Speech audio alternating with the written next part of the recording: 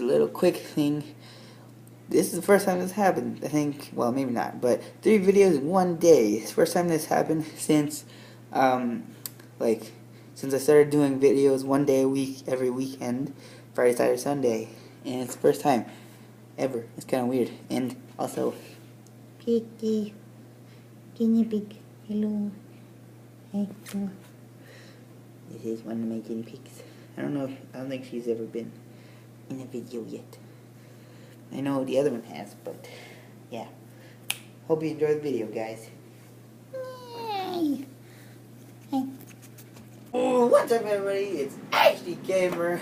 It's good to be back, sort of, even though I never really left any. I mean, I did leave. I went on vacation. There's going to be another one of those in a little while.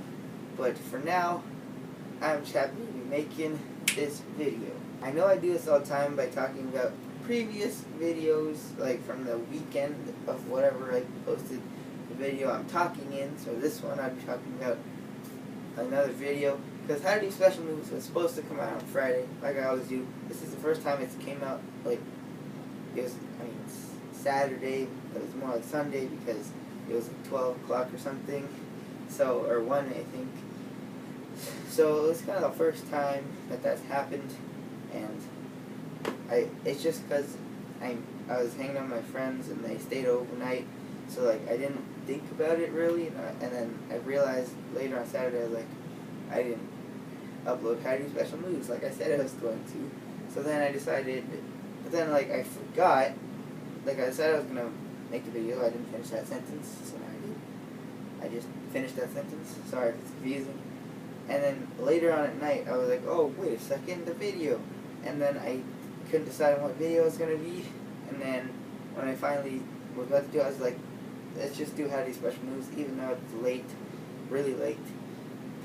But yeah, that's what happened there. But this video is going to be completely different, obviously, because it's me talking to you guys.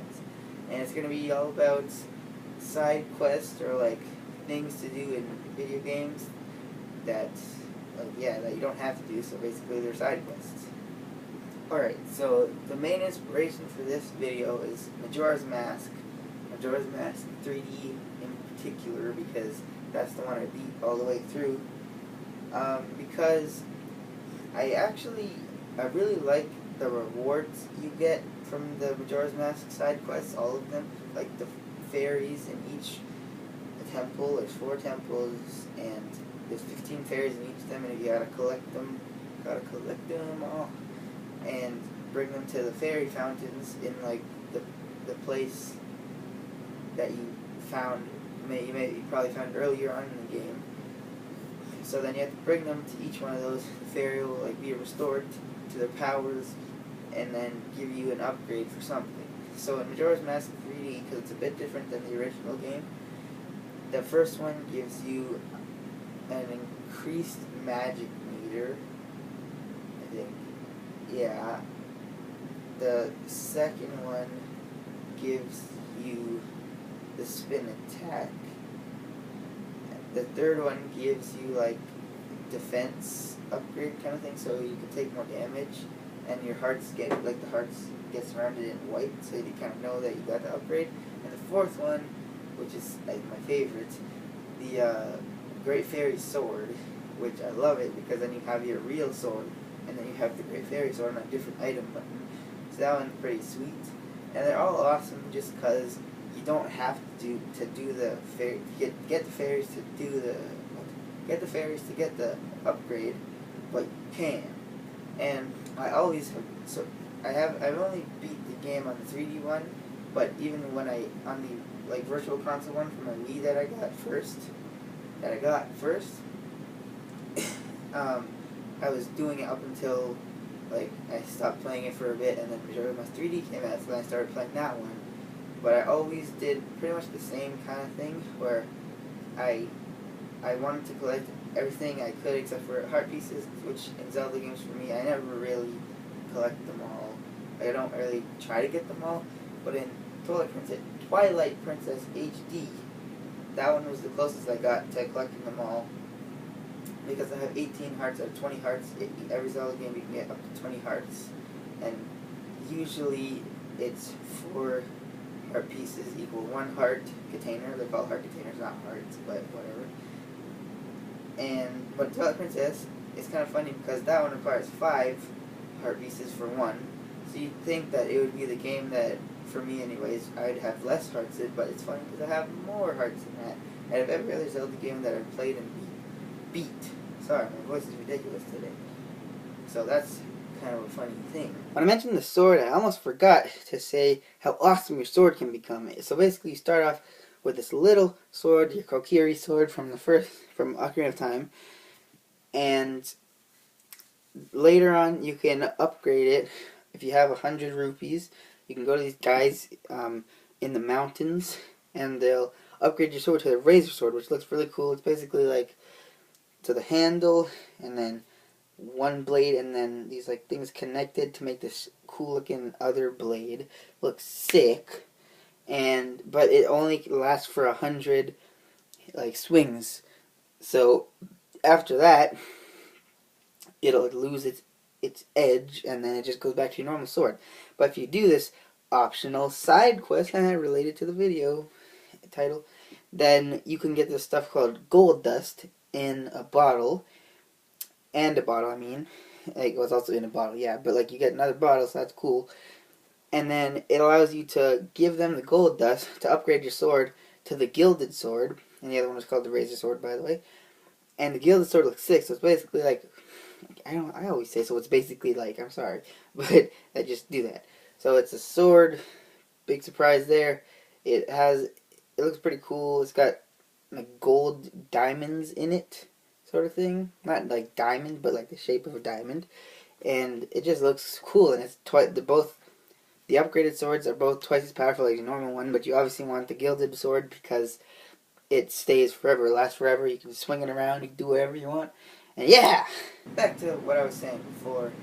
In Majora's Mask 3D, you don't have to do really anything except for, progress through the game. And sometimes it's kind of weird because they make it seem optional, like you don't need to do a certain thing, like get a mask, let's just say, when you kind of do need to get the mask if you want to continue through the game. I don't think there's any mask ones, but I know there's other stuff where they might be mask. I think they're mask ones actually, never mind. Yeah, where you kind of have to get the thing in order to continue through the game, but they don't tell you. But Majora's Mask is very interesting because they don't tell you how to play it. You kind of just, if people have never played it before and don't know anything about it, like I did, and they just go into the game thinking it's a Zelda game, it's got to be the same as the other ones, you're wrong because I was wrong, and everyone who thought the same was obviously wrong because just the way Nintendo made the game was so different. And I think it's probably one of my favorite Zelda games just because of the reward features. So you can do stuff you don't have to do, but for me, I made it so in my head when I was thinking about it, I have to do this. And it's also awesome because as soon as you, for example, beat the first temple in the game, then you're like, okay, then for me, I was always like, okay, this is what I have to do, because I'm capable of doing it now. So I think it was just that kind of thing that made me really I don't really like side quests, I guess, because I don't like doing this stuff, but I really like the rewards, like I just said. So it's kind of balances out. You know what I mean? But that's what I think, anyways. I really like the fact that, for example, after the second temple, the Snowhead, you're able to get Epona, which allows you to get the stone mask. It's just weird. Sorry, I was postulating because I thought maybe you didn't, but you kind of did need Epona to get the stone mask. But at the same time, there's this glitch that I saw in a video a while back that you can use, you could be Goron Link, so still after the second temple. Actually, no, not even. You can just get the Goron mask. You don't have to go to temple yet, and then you can guide one of these things called choo-choo. So they're little jelly things that hop around and follow you if you get nearby. And then the thing the Goron can do is the Goron Pound. And I'm sorry if you already know like everything about this, or you know what Gorons can do in Majora's Mask. But if you don't know, then Gorons can like curl up, and they're like rock people, and Link, with the Goron mask, Link can turn to a Goron. So there you go. So you bring the you have the Choo-Choo follow you up to this fence, and then you curl up into a ball. You like jump up to do the pound, and if it's good time, perfectly timed, I guess, then the Choo-Choo will come and jump at you while you're in the air, hit you like over this fence, and then you're allowed to get into the game. Oh my gosh, you're allowed to get into an area where you can get the next story mode mask, which is the Zora mask, which are the fish people that Link can turn into, yada yada yada.